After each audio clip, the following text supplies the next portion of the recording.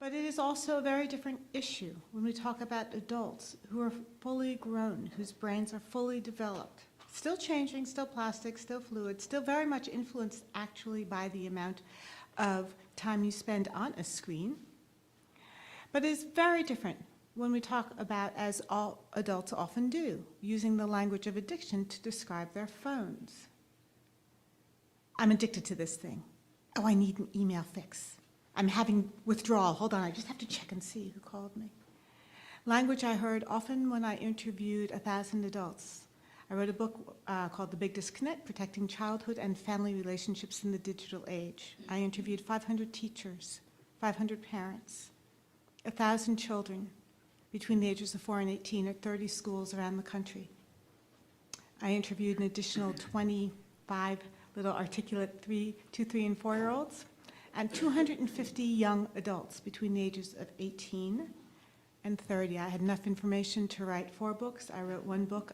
I didn't want to be an alarmist, but I am very alarmed and concerned about the way we are in denial about the impact of technology on child development, neurologically, psychologically, socially, physically, and also the way in which we are not doing a good enough job educating ourselves, one another, and the right to know what in fact we already know about the psychological, neurological, and physical fallout of technology. So it's one thing for us as grown-ups to laugh, to talk, to make jokes, to accuse each other of being so addicted to your smartphone. It's a very different thing when we hand a smartphone or a tablet to an infant, to a 4-year-old, to a 6-year-old, to a 10-year-old, at every transition in their lives, in their day, from the moment they're up, in the car ride on the way to school, a frustrating long line at Whole Foods checkout, on the airplane. It has become a norm to give a child the very device to which we say we are addicted, and this has created a huge impact on children's development. The American Pediatric Association says under no certain terms should a child under the age of 2 ever be in front of any screen. And yet 38% of kids 0 to 2 are in front of screens and being handed smartphones to play with.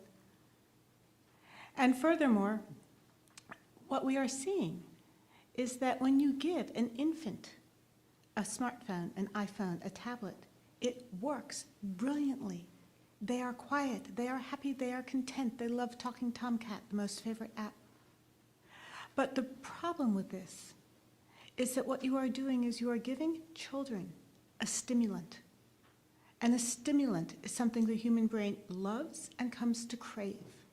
The very first challenge we have when we have an infant, and this remains a challenge all the way through young adulthood, is teaching a baby how to soothe itself, how to calm down. We coo, we hold them, we rock, we say, oh, I know this is hard, let's play I Spy with my little eye. We become that internalized voice in their head that by 5 teaches them how to be calm, how to share, how to wait, how to take their turn in school. What we are seeing in today's children when they come to kindergarten, 1st, 2nd grade, in my research with teachers, not only at 30 schools in America, but now around the world, what I hear is a description everywhere I go of the same deficits.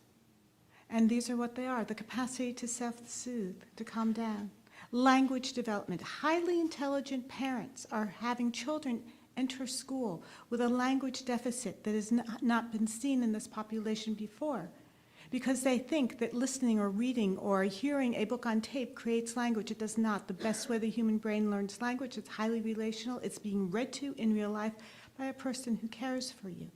The brain does not light up. All language centers of the brain will not light up when you are hearing a book on tape. We see a deficit in children's capacity for frustration. They want the teacher to help them get to the next level, whatever it is, much faster. Are there any teachers in the room here? Anybody for whom this sounds familiar? So what teachers say is often kids come to me, they won't try a second time, a third time, because they are so used to the instant gratification of putting a button, getting to the next level. And furthermore, every little accomplishment you make on any computer game comes with pings and whistles and butterflies and sparkles. And kids say their teachers are boring because they don't light up and explode. And teachers actually say, we feel like we have to be edutainment to keep these kids' attention because they are so used to the neurological hit, the happy high, the way your brain feels, which is a neurological stimulant when you are playing a computer game. So what we are seeing in children for whom the magic of the iPad has replaced the magic of outdoors is not only a deficit in their capacity to sit still, to learn, to tolerate frustration, but a decline in their capacity to do what we call deep play. And that's the ability to play outside, to play under the rhododendrons and make up a story in your own head. And you come to that quiet pause place, and then you go deeper and deeper and deeper in the language of gaming. You get to the next level through your own curiosity. And what children are showing an inability for is the capacity to stay connected to their self, their creativity inside of them, to play on their own. And this is very serious. And the last thing that we are seeing in children is we have seen a very big spike in referrals in 5, 6, 7-year-olds for OT, occupational therapy, because it is in playing outside that you develop kinesthetically your coordination. You develop the capacity to use your whole hands to move in your body.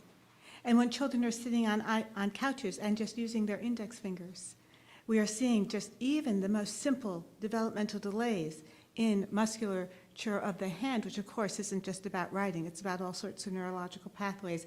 And we are seeing, of course, a correlation, which we believe also is probably causational, with the increase in obesity in young children and kids of all ages, because they are sitting on their couches playing games.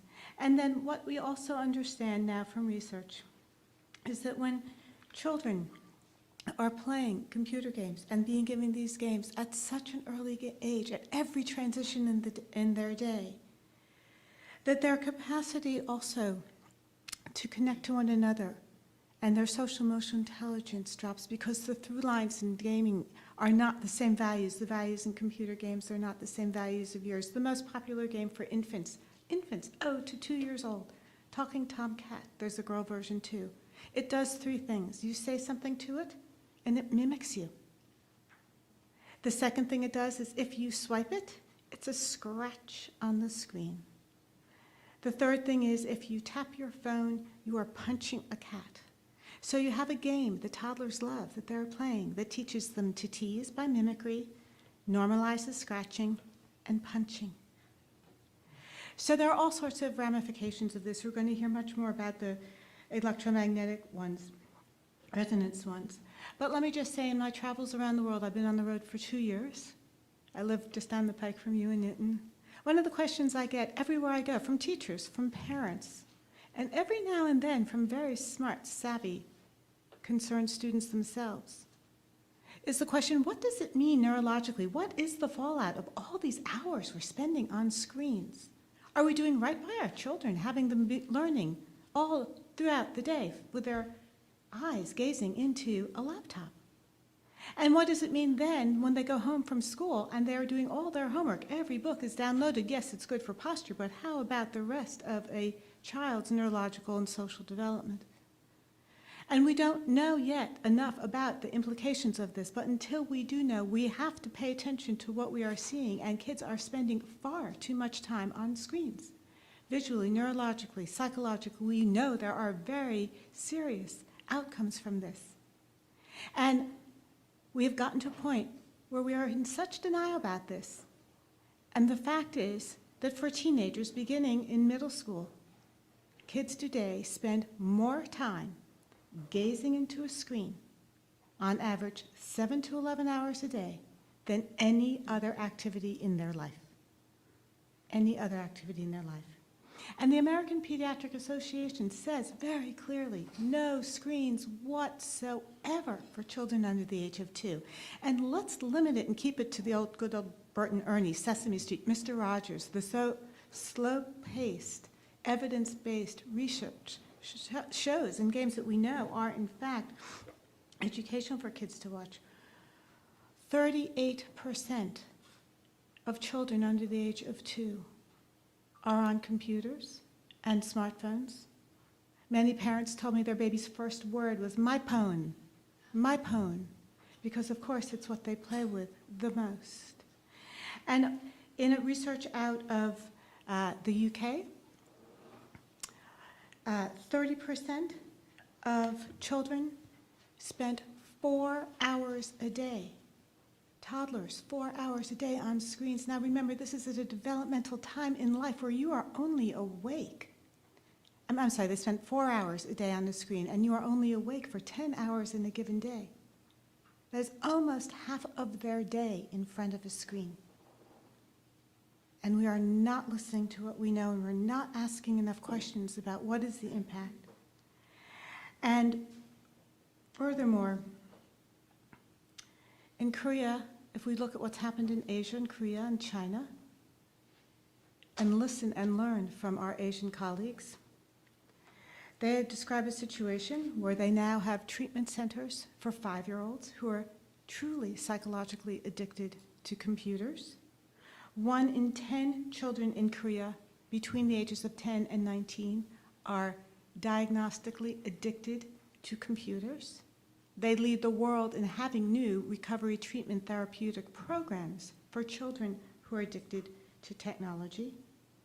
And this has become the largest, most dangerous experiment on the developing child brain without an ethical review board. And this is very serious. We have a situation now where 1 out of 7 set of parents here and in the UK allow their infants and toddlers, babies, up to 4 hours a day on the screen. Why aren't we listening? Why aren't we paying attention to what research we already know? What can we do to make sure people and parents have the information they need, the right to know? There's far more research coming out of other parts of the world than the US. We need to listen to it. We need to pay attention to it. We need to educate ourselves. We need to ask for research money to be designated and given to this area. And most of all, we have to work together to come out of denial about the ramifications of this kind of exposure for the developing child brain. Thank you.